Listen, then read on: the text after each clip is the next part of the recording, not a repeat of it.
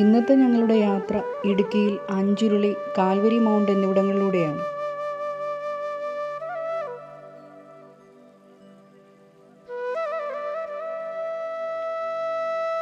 മഞ്ഞിൽ പുതഞ്ഞ മലനിരകളും കുളിർകാറ്റും ഒത്തുചേർന്ന Calvary mount സഞ്ചാരികൾക്ക് ദൈവത്തിൻ്റെ സ്വന്തം നാടാണ്.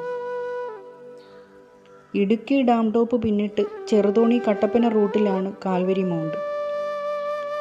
സമ്പുഷ്ടമായ വനങ്ങൾക്ക് മധ്യത്തിലായി ഇടുക്കി ഡാമിൽ നിന്നുള്ള നീല ജലാശയം ദ്വീപുകൾ പോലെ പലയിടത്തും പരന്നു കിടക്കുന്നു.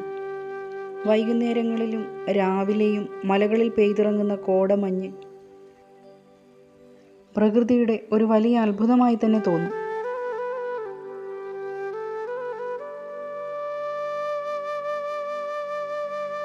പുൽമേടുകളും പാറകൾ നിറഞ്ഞ മലനിരകളുമാണ് ഇവിടുത്തെ ഭൂപ്രകൃതി.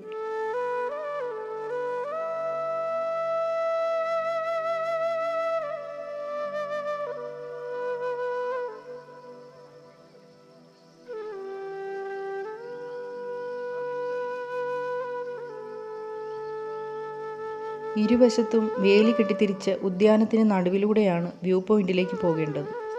ഇടതുവശത്തുകൂടി മലമുകളിലേക്ക് ഒരു മൺപാതയും കാണാം.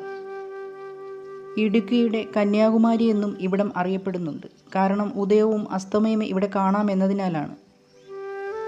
ചെറുതും വലുതുമായ ഇരിപ്പിടങ്ങളും സൈഡിലായുണ്ട്.